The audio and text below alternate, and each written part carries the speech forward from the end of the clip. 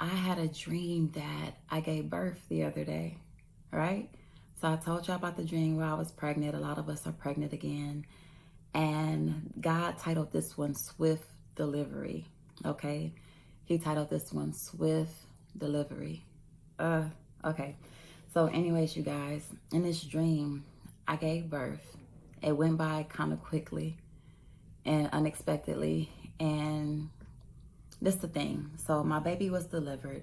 The person that delivered my baby had my baby in the other room. And I had a knowing that, okay, I had a to-do list.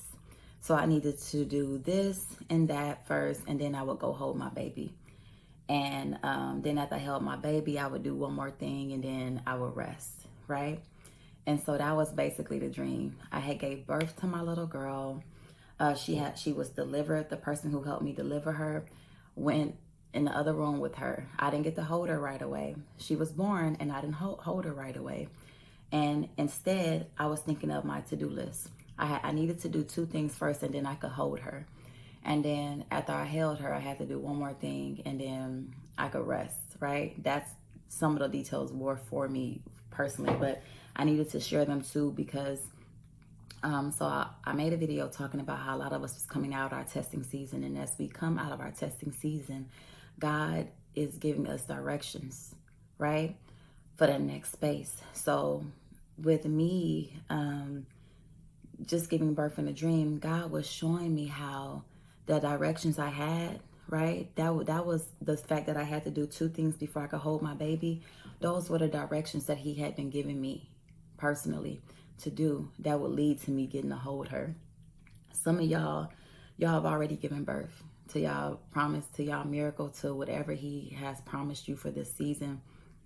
Whatever he's been talking to you about this season, you've already given birth to it and you don't even know it. And he is leading you and guiding you to do certain things. And that those certain things will lead to you actually being able to hold your baby. And so, and what it was too, you guys, the things I was doing had to do with order. Something God has been showing me a lot about and talking to me a lot about is divine order. He's been talking about divine order a lot.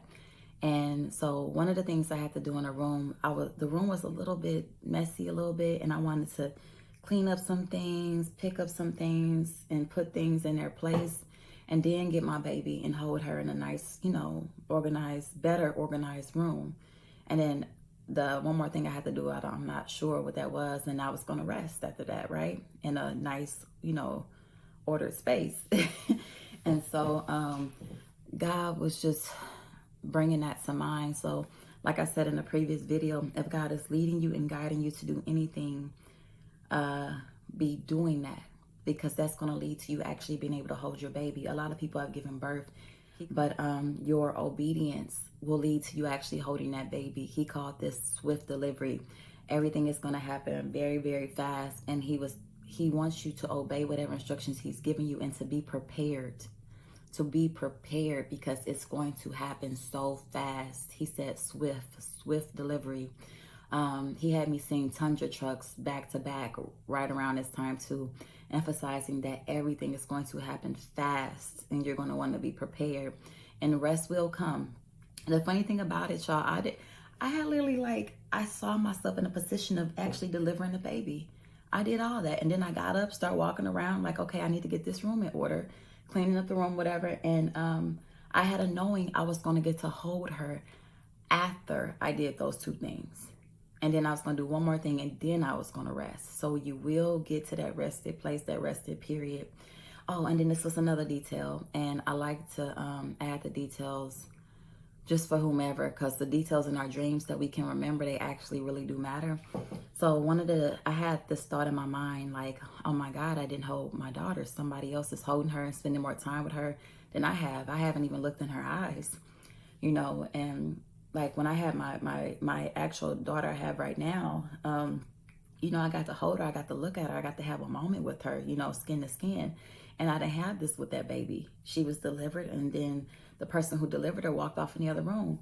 And for the moment, for a split second, I had the thought, like, what if she, doesn't know me, like remember me? Or what if she thinks of them more than, what if her bond is stronger with that person because she's been with that person first?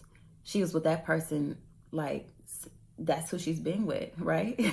So what if her bond is stronger with that person than it is with me? Because that's the first person that held her. That's the person she's been sitting with. And I'm still doing this stuff. And then I'm a holder. And then immediately the thought was dismissed because something in my spirit just said, no. The moment she touches my arm, she'll know that this is where she belongs. She'll know me, right? So it doesn't matter if somebody else held her first. It doesn't matter if somebody else had her first. It doesn't matter if she was off in another place with somebody else waiting for me. The moment that I held her and looked into her eyes, she would know that she was where she belonged. She would know that I was home. The moment I held my baby and got to look into her eyes, she would know me. She would know me. She would remember me.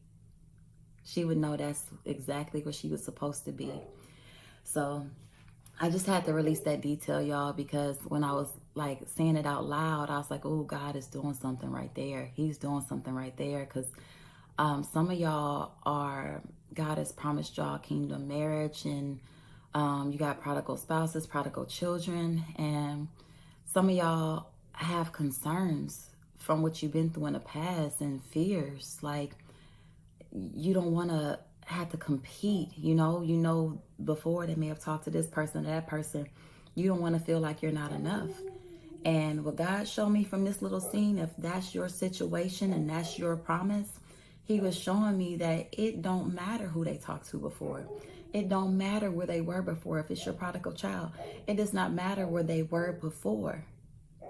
When they get with you, when you hold your baby and you look them in their eyes, they will know where home is. They will know that with you is where they belong the whole time, right? They will know. Jesus. But I just wanted to share that part for whoever that was for, because I had that thought cross my mind. Oh, she's, somebody else is holding her first. What if she doesn't know me? No, my daughter is going to know that I'm mama. When I hold her, she going to know this is where I came from. This is where I belong, right? This is where I came from, and this is where I belong, okay? So, but anyways, y'all, that was the dream. God said swift delivery. So again, be prepared and be doing every single thing he tells you to do, okay? Y'all, I forgot to add that God also said to make room. He also said to make room. So some people need to prepare, to be going to where he has for you next. And some people need to be making room.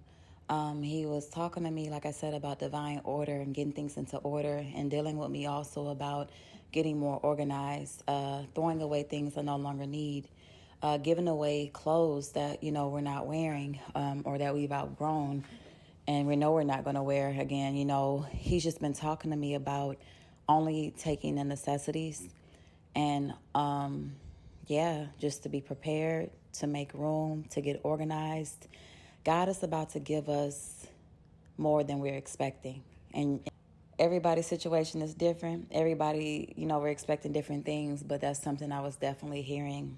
Part of preparation for a lot of people is to make room, to get organized, and only have what you need, because the way he's about to bless you next is so much more and greater than you ever expected. And then some people have people that he's bringing. Like I said, kingdom marriages, prodigal spouses, prodigal children, that he's bringing. And he may be putting on your heart to make room if that's your situation, if that's your current prayer, and what he's been talking to you about. So preparation could be, being prepared, ready to go when he says go, and making room, having it available. Yeah, I had to add that because he brought to mind after I had the baby, before I could hold her, I literally was making room in a room, like clearing things up. It was things on the bed that I was going to sit on and hold her in. And I needed to move those things. I needed to bring order to that room before I could hold the baby that I had already given birth to. So that's for somebody too. He's telling you to make room. Um, Clear things out the way that don't need to be there, so you'll have room. There will be room for your baby. All right. So yes, God said to make room. Okay. So you have somewhere clean and in order to welcome in this promise, to welcome in this gift that God is bringing to you. All right. All right, you guys. So be prepared and make room. I love y'all. Y'all be blessed.